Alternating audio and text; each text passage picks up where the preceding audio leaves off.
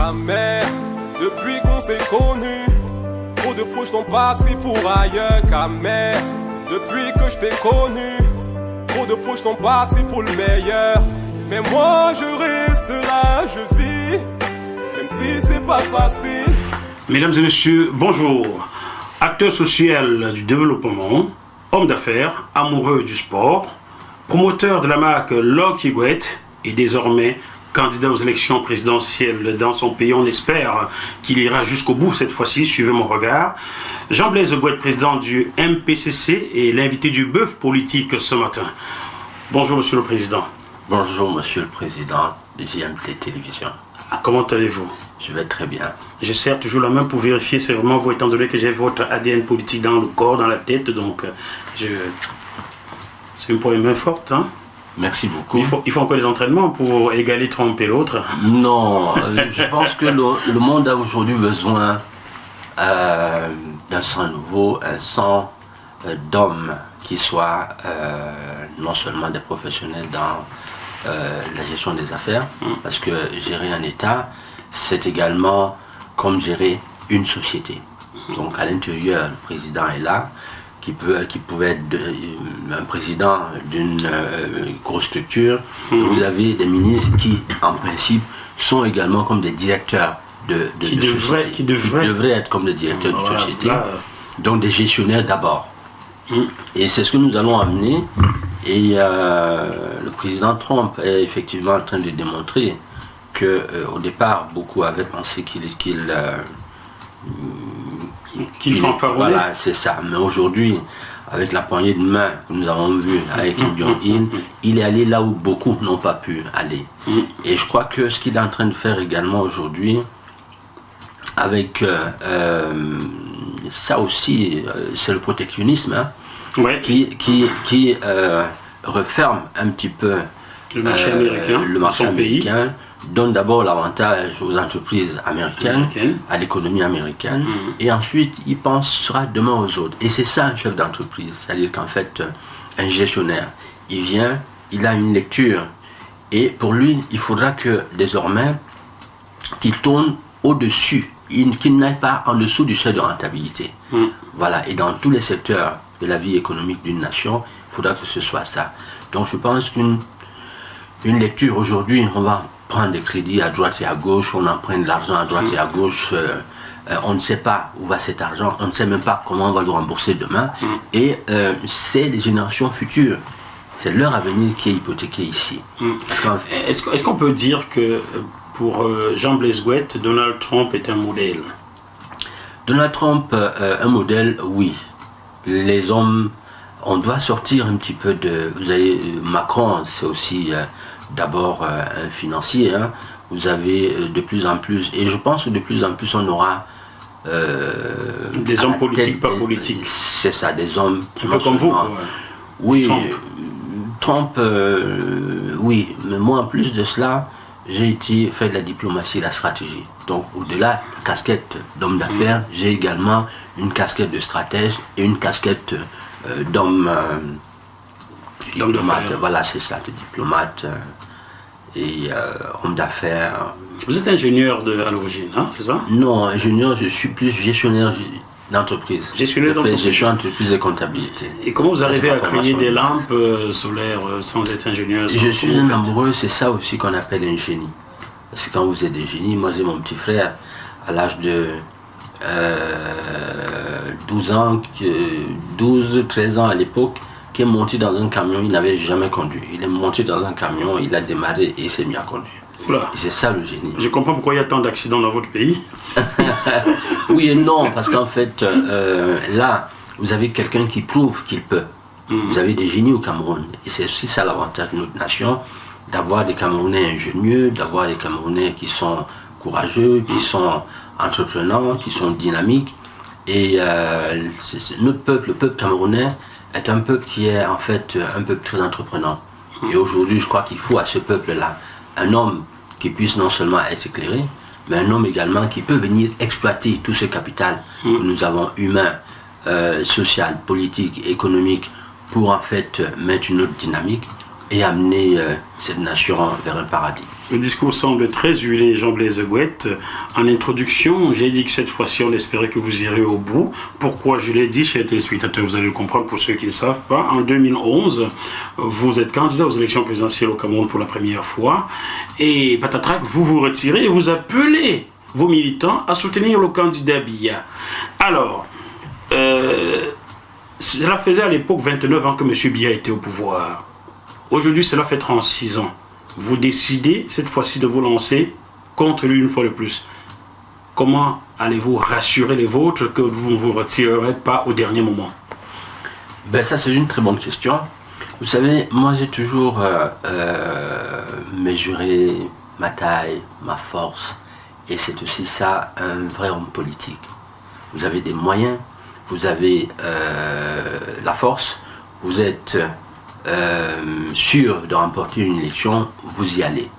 Mais ça démontre aussi, en fait, si j'avais été comme beaucoup d'autres qui se lèvent et qui vont à une élection présidentielle parce qu'ils veulent gagner un peu d'argent ou parce qu'ils veulent soutenir quelqu'un, bon, j'aurais été à cette élection de 2011.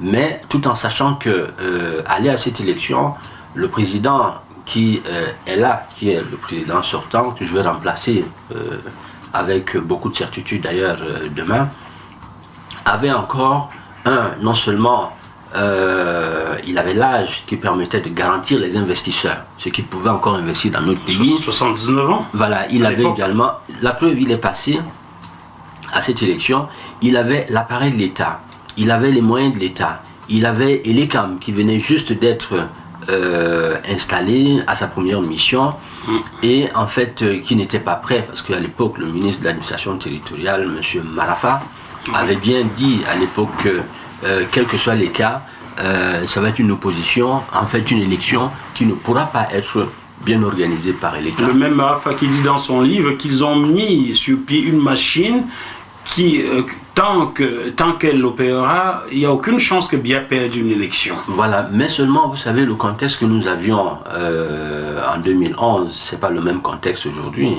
Moi, j'étais en train de terminer. Si, en fait, je m'étais retiré, c'est parce qu'effectivement, je ne pouvais pas être sûr de gagner cette élection. Aller à cette élection était cautionné. Le président était cautionné cette élection qui, en fait... il y avait beaucoup d'entorses, c'est-à-dire que les CAM et tout ça là, on venait de voter la loi également pour la diaspora qui devait en fait voter ici à l'extérieur, donc rien n'était prêt. Donc le président avait tout en principe à sa portée pour remporter cette élection-là. Il n'y avait pas de guerre, il n'y avait rien du tout.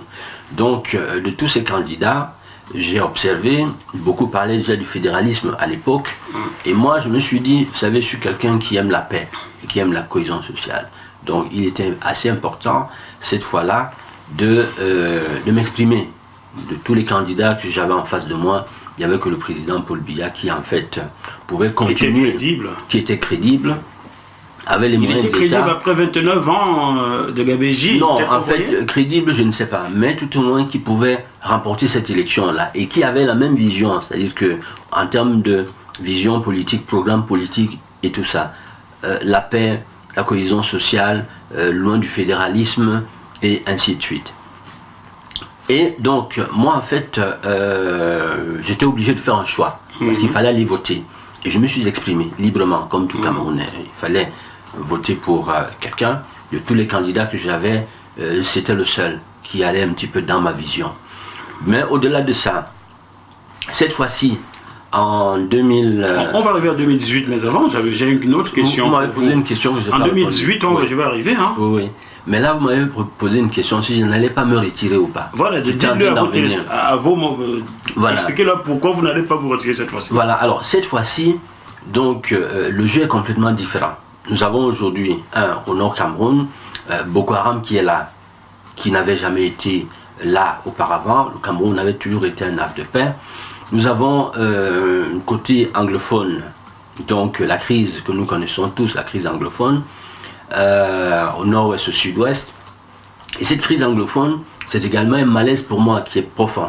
C'est-à-dire que voilà, les Camerounais, nos frères et sœurs qui sont courageux de se lever parce qu'ils n'en peuvent plus. Aller dans cette zone anglophone, vous n'avez pas de route, vous n'avez pas d'hôpitaux, vous n'avez pas d'usines, il n'y a pas de travail, et c'est la zone qui produit quand même la plus grosse richesse de la nation. Et ces fils, lorsqu'ils ont un malade, quand ils ont quelqu'un qui meurt, ils sont obligés de porter ce corps-là sur une moto, sur un vélo, pour l'amener à 40 ou 60 km, à le mettre dans une morgue qui est lointaine. Donc, ces frères se sont levés, moi leur geste, je le comprends.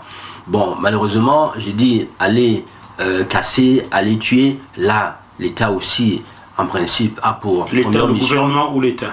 Le gouvernement. L'État, c'est vous, l'État c'est vous, c'est lui, c'est tout le monde. Hein. Bon, mais le gouvernement, c'est ceux qui dirigent le pays là. Voilà. Donc la nation, lorsque la nation confie le pouvoir à un homme qui est là à la tête de l'État, cet homme qui est à la tête de l'État a pour mission première 1. La paix, la sécurité, garantir en principe la libre circulation de tous les Camerounais, et on met à sa disposition une armée, la police et tout ça pour gérer tout ça à tout moment. Donc, nos frères ont forcément raison de s'élever, mais il y a le droit aussi qui est là pour dire quelles sont les limites des uns et des autres. Maintenant, on a Boko Haram, on a la crise anglophone, on a également un malaise social qui est profond, qui est de plus en plus dur pour tous les Camerounais. Donc, le président aussi, il a aujourd'hui l'âge qui lui permet de prendre la retraite, 86 ans du tout, 86 ans. Et aujourd'hui, en fait, on a un carrefour qui voudrait, parce que tout ça, c'est des signaux qui imposent aujourd'hui qu'on passe à autre chose.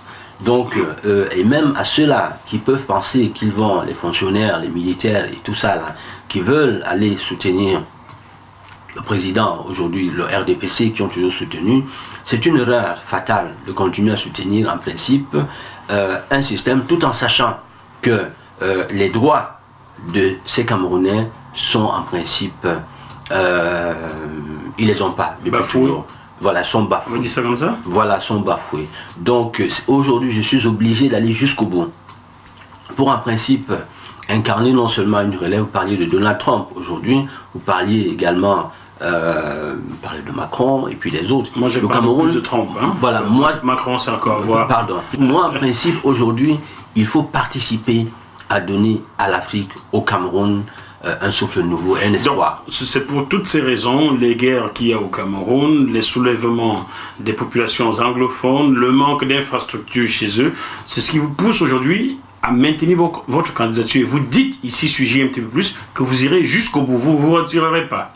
Moi, je suis le candidat, je me suis levé avec mon cœur pour apporter une contribution à la nation. Et j'ai été, pour ma première sortie, sur la tombe de Ruben Oumiobe à Ezeka, donc lors de ma première caravane. Ezeka fut ce carrefour-là de nos héros. Et j'ai été sur cette tombe dire à ses aînés que jamais je ne trahirai leur mémoire. Vous donc, irez au bout en 2018. Je suis debout. Non seulement j'irai jusqu'au bout, mais je vais gagner la prochaine élection. En 2018 2018, Dieu le sait, il aime cette nation, il aime le peuple, le système en place a fait. Le président, aujourd'hui, moi je l'appelle, non seulement c'est un homme qui est, c'est un sage qui est resté... vu son état de sagesse, le Cameroun va très bien. Hein. C'est un sage qui est resté aujourd'hui à la tête de cette nation pendant des décennies, mais je souhaite aujourd'hui nous venons, si je viens en politique, c'est aussi pour incarner la paix, pour donner à chaque Camerounais sa place. Et cette place que je souhaite donner à chaque Camerounais, je souhaite d'abord la donner au président de la République. Parce que demain, je mettrai en place... On va arriver là-dessus. Vous allez tuer mon conducteur, c'est prévu. Oui. On parlera de justice. Ne vous inquiétez pas. Répondez simplement à mes questions, parce que là, vous ne faites pas de la communication. Je suis journaliste, je dois vous poser des questions, c'est pour ça que je vous ai invité. Donc, en 2000, et puis vous parlez d'infrastructure tout à l'heure. Aujourd'hui, quand quelqu'un meurt dans la zone anglophone, on doit le transporter sur moto pour le mettre à la morgue. Je vous fais remarquer qu'il y a de cela 7 ans, quand vous retirez au profit du président Biya, les mêmes problèmes se posaient déjà, hein, donc c'est pas nouveau. Hein. Ce que je souhaite maintenant vous demander, monsieur Jean-Blaise Gouet, candidat aux élections présidentielles au Cameroun, là, entre il y a de cela 7 ans et aujourd'hui, qu'est-ce que monsieur Biya a fait d'aussi mauvais qu'il n'avait pas fait avant pour que vous décidiez d'aller contre lui jusqu'au bout? Là, je termine d'abord ma phrase. J'étais en train de dire aux Camerounais que j'ai été sur la tombe de Oumyobé pour dire à ces héros que je ne trahirai jamais leur mémoire. Je voudrais dire à tous les Camerounais que si je me lève aujourd'hui, je ne me suis pas levé pour aller prendre un poste de ministre, pour aller manger, pour aller m'accopiner avec un système quelconque, mais je me lève parce que la nation a besoin d'un homme nouveau et j'irai jusqu'au bout. Et je crois être cet homme nouveau-là. Ça, je le sais au profond de moi. Maintenant, vous demandez qu'est-ce que le président a fait de si mauvais ces 7 dernières années qu'il n'avait pas fait les 29 avant. Voilà, alors moi je ne veux juger personne, je ne suis pas là pour juger le président Biya ou encore quelqu'un d'autre, mais seulement, vous savez, nous n'avions jamais eu de Boko Haram au Cameroun, on n'a jamais eu de crise anglophone, le Cameroun a toujours été un havre de paix. Ah bon? Aujourd'hui, pas à ma connaissance. Bon, c'est vrai que 50 ans, le génocide Bamileke et Bassa a existé, hein. Et ensuite il y a eu, ça a continué, hein, les laisser passer jusqu'en 1972 pour certains Camerounais qui ne veulent pas circuler librement. Donc si ça a toujours été un havre de paix, je ne sais pas de quelle paix vous parlez. Non, vous avez parfaitement raison, parce qu'en fait, au-delà de tout, la paix n'est pas qu'absence de conflit aussi. Vous voyez, c'est aussi une vie meilleure pour chaque Camerounais, pouvoir soigner ses enfants, pouvoir les envoyer à l'école, voilà. Pouvoir en principe leur donner une assurance. Et ça, c'est ce que nous venons faire. Venir là, donner à chaque Camerounais, parce que nous avons de l'argent, nous avons du pétrole, on a de l'or, on a tout ça. On vient en principe prendre les droits de tous les Camerounais et donner à chaque Camerounais une assurance maladie, donner à chaque Camerounais un pouvoir d'achat, au moins 25% que nous allons augmenter sur leur salaire. Nous allons donner aux militaires, à la police, aux gendarmes, une assurance vie. Parce que ces jeunes-là, quand ils vont au front, ces jeunes en principe, parfois ne reviennent pas. Ces discours, j'ai déjà entendu, Jean Blaise, vous notez que je vous suis. Hein. Vous êtes passé chez Ahmed par réseau, qui est un ami, salut à toi Ahmed, il y a 2 ou 3 jours. Hein. On se connaît très bien, Ahmed et moi. Donc vous avez développé tout cela. Moi, je vous pose d'autres questions aujourd'hui. Si vous me restez ce que vous avez dit ailleurs, ça n'a plus d'intérêt d'interview. Moi, je vous demande, qu'est-ce que M. Biya a fait de si mal en 7 ans, ces 7 dernières années, qu'il n'avait pas fait les 29 av d'avant, pour que vous décidiez d'aller contre lui jusqu'au bout? Alors, moi j'ai dit encore, je suis un homme de paix. Un homme qui, en principe, voudrait remobiliser tous les Camerounais, parce que la paix chez nous, au Cameroun, a foutu le camp, depuis. Et cette paix, comme je le disais encore, M. Biya, il y a 7 ans, 2011, Boko Haram n'était pas encore né au Cameroun. La crise anglophone n'était pas encore née au Cameroun. Et là, si on ne fait pas attention, nous allons avoir forcément d'autres portes, c'est-à-dire que des soulèvements qui vont se faire à d'autres portes frontalières du Cameroun. Si le président s'est décidé à venir, à être... il est libre de se représenter à l'élection présidentielle, mais si jamais la voix du peuple n'est pas respectée cette fois-ci, je pense que le Cameroun, demain, si le président est encore là, moi je vous donne sur ce plateau-là, pas 2 ans. Là, la situation, forcément, presque toute la sous-région. Je suis d'abord un stratège quand je vous parle de 2 ans. Parce que là, dans ma vision de stratège, dans ma lecture, je me dis que nous n'avons qu'un seul choix. Le seul choix que nous avons là pour les Camerounais de reprendre le chemin de la paix, c'est qu'un homme nouveau, un homme propre qui n'a jamais été participé dans la machine politique, qui n'a jamais géré, parce qu'il y a des hommes qui sont aujourd'hui pensent être des sauveurs. Mais ces hommes ont géré également hier avec le président Biya. Et là où ils étaient, ils n'ont pas pu apporter des solutions. Il y a d'autres qui ont été fabriqués par ce système du président. Vous parlez de qui là? Les fabriqués? Non, non, non, je ne parle de personne. Mais je sais quand même que la plupart des candidats, moi je suis issu d'un papa, un pauvre monsieur qui paie à son âme, qui vit dans sa tombe, qui n'a jamais bénéficié d'un service de cet État. Au contraire, il a été persécuté parce qu'il a combattu pour le RDPC. Mais on a beaucoup d'autres clients là. Les parents ont été soit présents à l'Assemblée, soit eux-mêmes ont travaillé à l'intérieur du système. Alors ils ont été nourris par le système. Vous ne donnez pas de nom toujours? Non, je ne parle de personne. Je veux tout simplement dire que aujourd'hui, pour que le Cameroun se relève, il faut un homme comme moi, qui est un self-made man, qui est parti avec un poste de téléphone, un fax, qui a fait sa vie, qui est combattu par le même système, qui est bousculé, mais jusque-là qui s'est accroché. Et ça, s'accrocher, je sais que la nation en principe, moi je n'ai jamais fait des affaires pour de l'argent, j'ai toujours fait des affaires parce que la nation, le peuple, Il faut que ce peuple-là soit bien demain. On va poursuivre cette interview. Vous avez compris, chers téléspectateurs, que nous ne saurons jamais ce que M. Biya fait de si mal ces dernières années pour que Jean Blaise Gouette décide d'aller au bout. J'ai posé la question 3 fois. Quand vous voudrez répondre à cette question-là, l'antenne est à vous. Je vais poursuivre maintenant votre programme politique. Je vais l'attaquer maintenant sur le plan de l'éducation. Qu'est-ce que vous allez apporter de nouveau aux Camerounais? Là, vous m'avez posé la question, monsieur Biya. Je termine sur si vous prenez 100 ans, nous n'avons pas beaucoup de temps. Nous avons 45 minutes d'interview. Je sais. On n'y arrivera jamais. Je sais. Mais vous savez, comme je disais, demain, je suis président de la République, je vais amener la paix, parce qu'il faut remettre tous les Camerounais ensemble.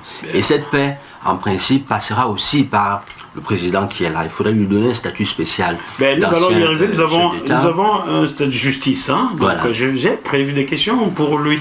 Laissons la justice. Allons sur le plan de l'éducation. Qu'est-ce que vous allez apporter de nouveau aux Camerounais pour que cette éducation... je vais même vous confier ici, je l'ai déjà fait avec d'autres.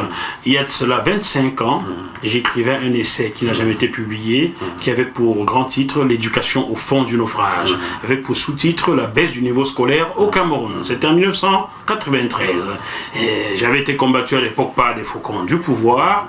Je ne vais pas les citer, beaucoup sont encore vivants, mais force est de constater qu'aujourd'hui, un enfant qui fait 3e année en fac au Cameroun ne peut pas rédiger une lettre digne de ce nom. Donc, l'éducation est encore plus au fond du naufrage. Qu'est-ce que vous comptez apporter de neuf pour booster le niveau scolaire au Cameroun?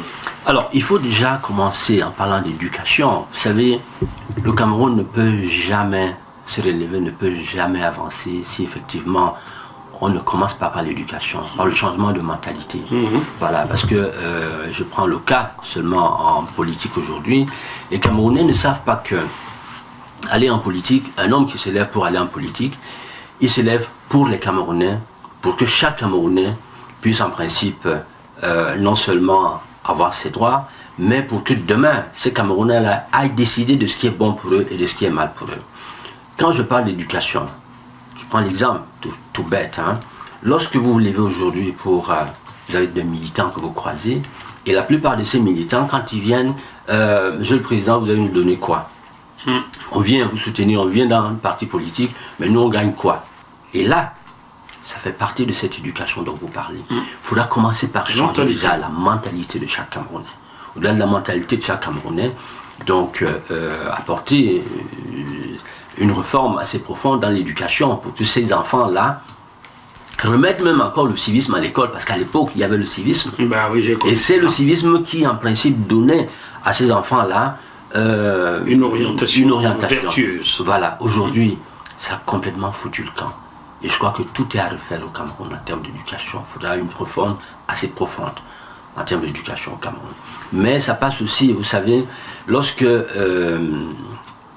tout cela dépend du pouvoir d'achat qu'on donne aux Camerounais. Pour que les professeurs soient amenés à donner une bonne éducation aux enfants, il faut déjà que ce professeur-là puisse manger. Il faut déjà qu'il puisse lui-même envoyer ses enfants à l'école.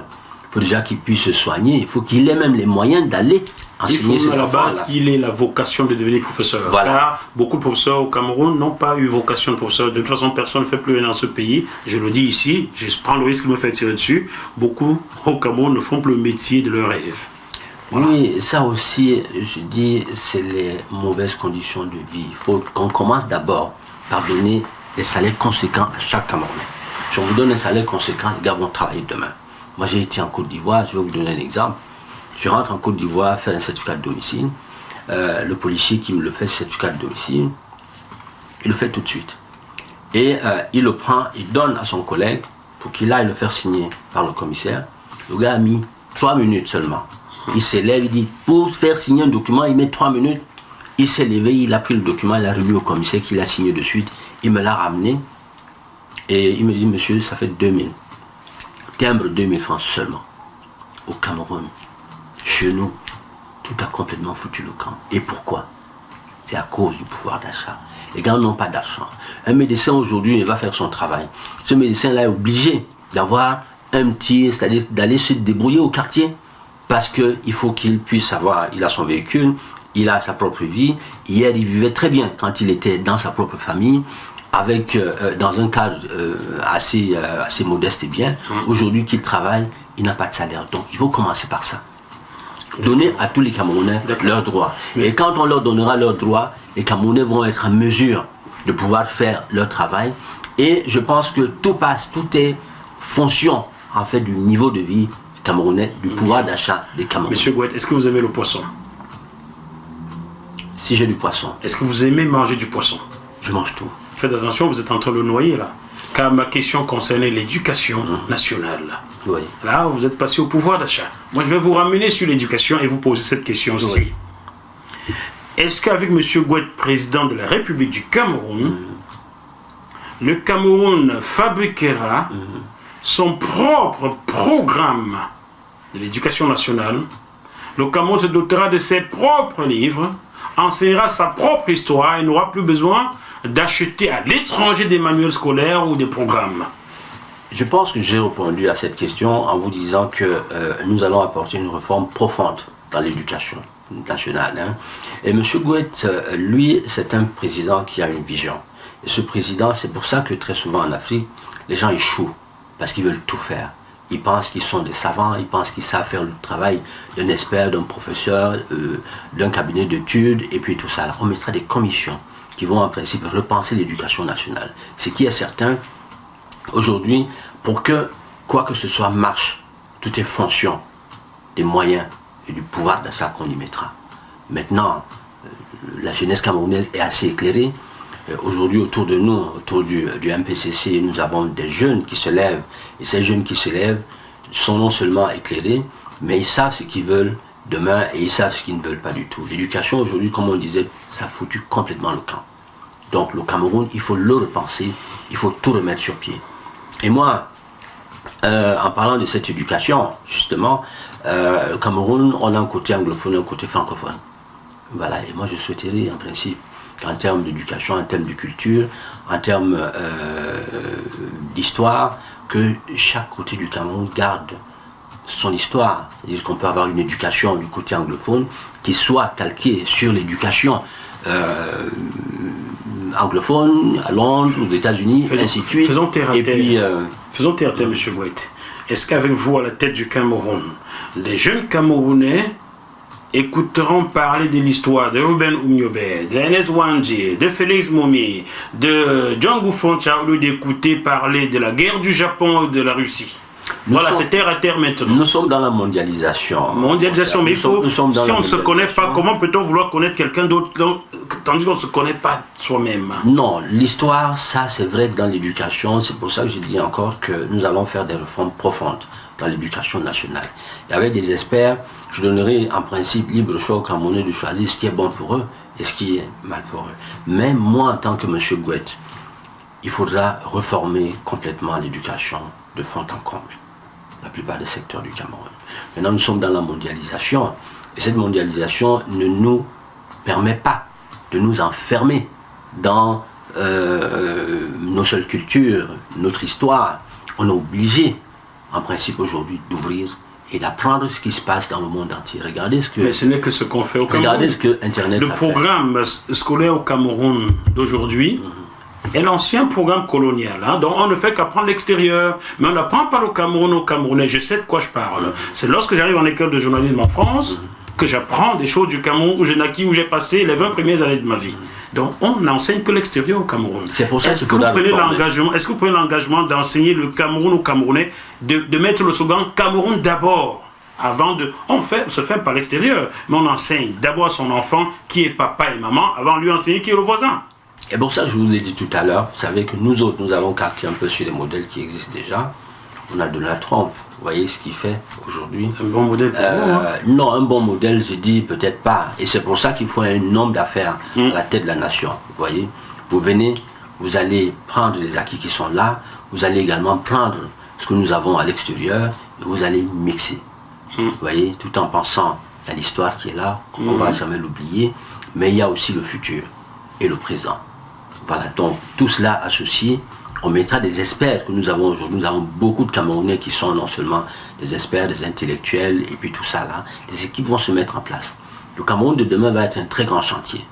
Et je vous assure que non seulement Les Camerounais doivent être prêts à serrer la ceinture, mais il faudra qu'ils soient prêts également à travailler. Parce que demain, ça va être la rentabilité. Il y aura chacun sur la rentabilité. Très bien. On va aller aux fondamentaux. J'ai parlé d'éducation. Dans un pays, la santé passe avant l'éducation. Nous allons attaquer la santé maintenant. Dans votre pays, on voit des femmes éventrées devant les hôpitaux alors qu'il y a 0 médecin, 0 infirmière. Dans votre pays, lorsqu'on va rencontrer un médecin, il faut payer un droit de carnet, on ne sait pas pourquoi, 1000 francs, 2000 francs. Dans votre pays, on peut mourir des maux de tête parce qu'on n'a pas 100 francs sur soi. Qu'est-ce que vous comptez faire pour la santé au Cameroun, si vous étiez élu? D'accord. Avant de revenir sur la santé, je vais clôturer le volet d'éducation. Les enseignants ont eu beaucoup de problèmes là pour toucher leurs droits ces temps-ci. Nous allons en principe, tous les enseignants, on va donner, c'est pour ça que je parlais du pouvoir d'achat. Vous allez revaloriser leur salaire, c'est ça? Non seulement revaloriser leur salaire, mais on va garantir à chaque enseignant un meilleur salaire qui prenne en compte également sa vie sociale et ainsi de suite. Et comme j'ai dit, on donnera au moins 25% d'augmentation de salaire à tous les Camerounais. Maintenant, quand je vous propose de les renvoyer à une école de formation avant de revaloriser leur salaire. Bien sûr. Que beaucoup d'entre eux n'ont pas eu vocation pour être enseignants. Je sais de quoi je parle. C'est pour ça qu'on va reformer l'éducation. On va reformer tout le secteur. On prendra des experts qui, en principe, vont faire une audit sur ce qui n'a pas marché hier, pourquoi ça n'a pas marché, et ensuite on proposera des solutions nouvelles. Ne perdez pas l'argent du contribuable, car pourquoi ça n'a pas marché, tout le monde le sait. Mais c'est pas grave. Allons sur le plan de la santé maintenant. Qu'est-ce que vous comptez apporter aux Camerounais sur le plan de la santé? Voilà. La politique, les hommes politiques de demain, les hommes qui vont travailler autour de l'équipe du président de demain, devront d'abord être des personnes qui sont toutes engagées. Vous venez avec votre cœur, l'argent, on ne mettra pas d'argent pour des études, mais ça va être des Camerounais qui vont d'abord tout faire. Maintenant, sur le plan de la santé, c'est triste ce que nous vivons aujourd'hui au Cameroun, parce que vous allez dans un hôpital, vous êtes obligé de mourir, parce que vous n'avez pas 10 francs. Au-delà d'opérer des gens à l'extérieur, ça relève de la prise en charge des patients tout de suite, qui n'est pas fait. Nous, ce que nous allons faire tout de suite, au-delà de reformer, parce qu'en fait le Cameroun est à remettre sur la table et secteur par secteur apporter des réformes. D'accord, mais restons sur la santé, c'est très important. À l'intérieur de ce problème de la santé, ce que nous allons faire tout de suite, dès que nous allons venir, nous allons donner une assurance maladie à chaque Camerounais. Financé par qui, par quoi, comment? L'assurance maladie, l'État a de l'argent.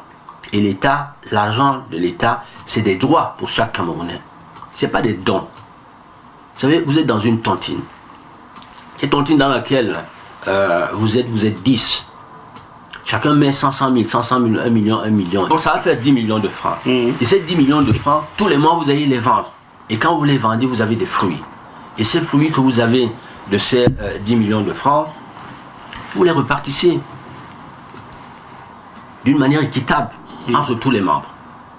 Le capital, c'est-à-dire que la nation aussi, le sous-sol là, c'est un capital que Dieu a donné à tout le Cameroun et à chaque Camerounais. Donc le pétrole, le gaz, l'or, le diamant et tout ce que nous avons comme sous-sol, c'est un patrimoine de la nation. Et ça, on le vole à tous les Camerounais. Les Camerounais n'ont pas leurs droits. Et nous venons aujourd'hui pour redonner ces droits à chaque Camerounais. Donner les droits à chaque Camerounais, c'est quoi?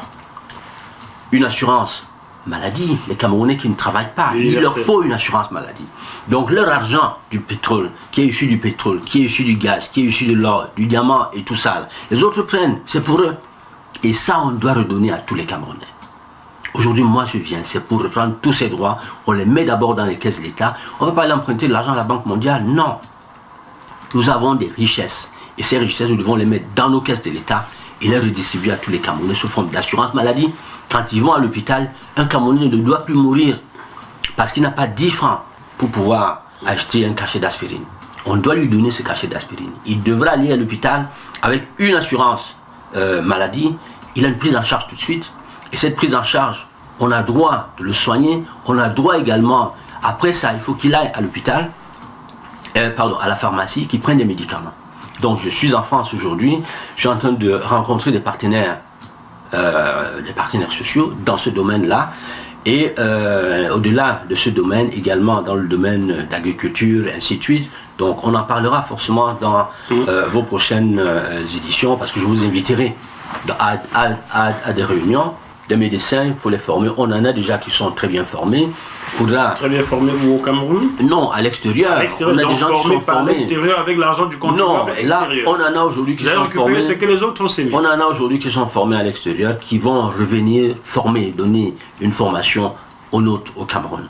Donc là aussi, sur le plan de la santé, il y a beaucoup de choses qu'il faudra réformer. Et nous sommes entourés d'experts et travaillons en ce moment pour voir comment est-ce que ce domaine... Mais la première chose, cette dame-là qui a été opérée, éventrée, parce qu'opérée... Voilà, qui a été éventrée, si elle avait une assurance maladie, si elle avait une bonne prise en charge, on arrive tout de suite, les conditions à l'hôpital permettent immédiatement, quand quelqu'un arrive aux urgences, de prendre cette personne en charge et tout de suite de la soigner, c'est bon. Mais, vous savez, tout cela, comme j'ai dit, dépend aussi du pouvoir d'achat de chacun.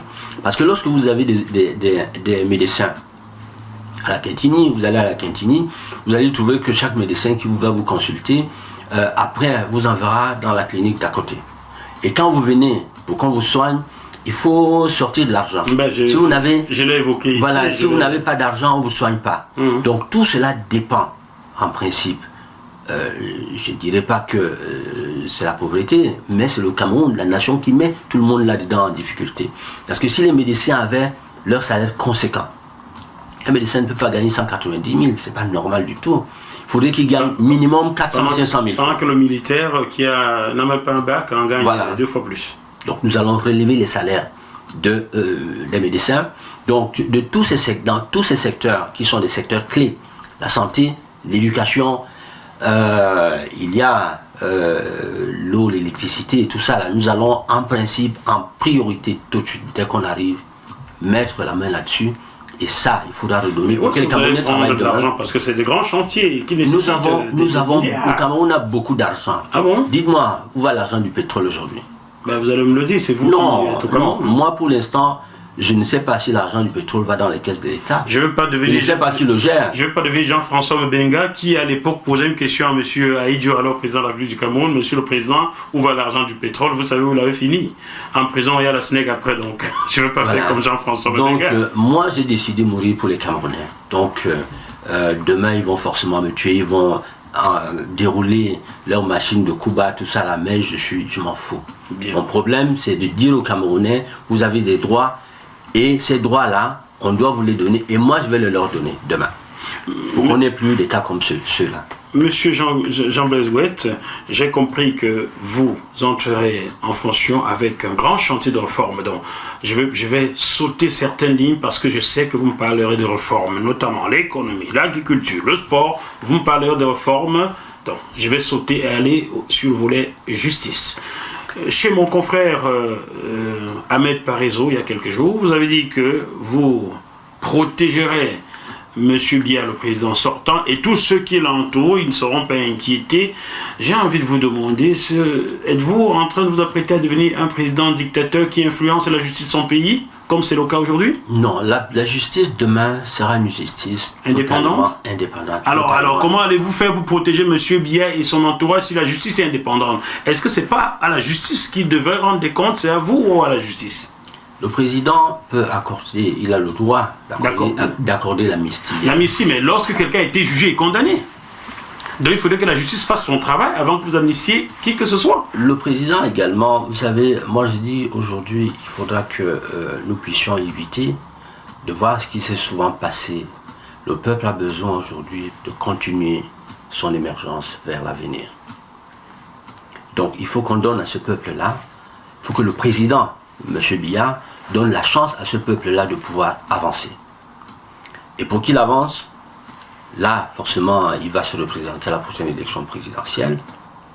Malheureusement, comme je disais, si la machine habituelle, qui elle aussi aujourd'hui est composée de Camerounais, qui en fait ont aussi le souci de ce Cameroun demain qui doit se lever et qui doit avancer.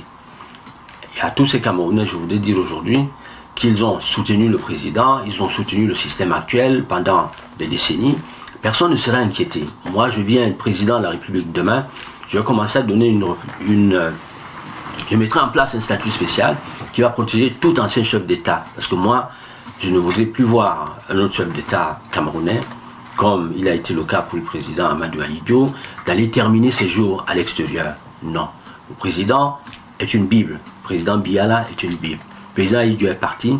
Heureusement que lui, le président Biya, a eu la chance de travailler avec le président Ahidjo pendant un moment. Et donc, il a des dossiers étant... On parlait justice, Jean-Blaise Goët, hein? Je suis en train de continuer. On parlait justice. Vous allez donc protéger M. Biya si vous avez le pouvoir et son entourage. Ça veut dire vous installer l'impunité. Et puis, vous influencerez sur la justice. Comme c'est le cas déjà aujourd'hui. Qu'est-ce qui aura donc changé? Moi, je dis qu'il faut, en principe, vous savez, pour retrouver la paix, le chemin de la paix, le chemin de la croissance, le chemin de la sérénité, il faut commencer par pardonner. Voilà, il faut pardonner. On ne pardonne pas quelqu'un qui n'a pas avoué ses fautes. Au-delà de pardonner, il faut venir avec une vision nouvelle qui, en principe, doit remettre tous les Camerounais en place. Ceux qui ont été jugés, ça c'est un autre cas, ils viendront avec l'argent qu'ils ont volé, on va les libérer. Parce que moi j'ai pris la décision de libérer tout cela. L'opération Amazonia, tous nos frères et sœurs qui sont également emprisonnés dans le cadre de cette opération, il faut repartir, il faut réinstaller la paix. Parce que tout ce qui se passe là-bas, pour moi, non. Il faudra les mettre aussi dehors. Bien. Jean-Blaise Goët, vous nourrissez le poisson depuis. Je sais que vous aimez le bongo chobi. Moi aussi, je l'adore d'ailleurs. Il va falloir qu'on en mange bientôt. Il y a très longtemps, j'en ai pas mangé le bongo chobi. C'est une bonne sauce noire qui est de sa région, qui est faite avec du poisson et des bonnes épices. Je vous recommande de manger si vous ne connaissez pas. Il est très bon. Mais ne noyez pas le poisson avec moi. Dans cette interview, je ne veux pas que le poisson soit noyé. Alors, M. Biya ne sera pas inquiété. Est-ce que son entourage, qui a commis des forfaits contre les Camerounais, sera inquiété, oui ou non? Moi, comme je le dis encore, je suis un homme de paix et de dialogue, je voudrais pardonner. Mais la justice,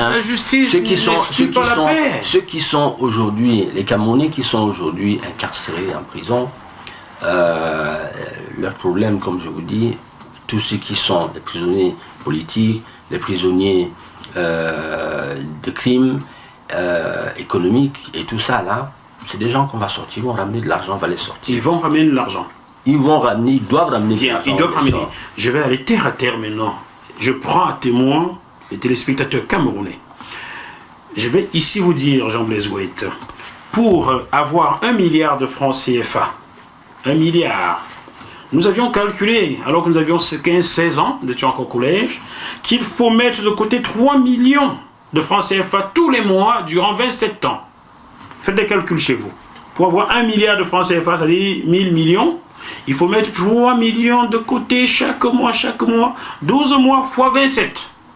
Aujourd'hui, lorsqu'on nomme quelqu'un ministre, 2 mois après, il a une grande bâtisse qui vaut un demi-milliard ou 1 milliard. Vous n'avez pas besoin de justice pour savoir que c'est de l'argent volé. Est-ce que vous allez récupérer ces biens et les rendre aux Camerounais? Les Camerounais doivent en principe récupérer leurs droits. Est-ce que vous, président de la République, allez récupérer ces biens-là et rendre aux Camerounais? Ce n'est pas les Camerounais, c'est vous, le président. Tous ces biens-là qui ont été volés par les Camerounais, qui ont été... Moi, j'ai décidé de marcher à pied. J'ai décidé de marcher à pied. Est-ce que vous allez récupérer ces biens-là, issus de l'argent, volés aux Camerounais pour rendre aux Camerounais?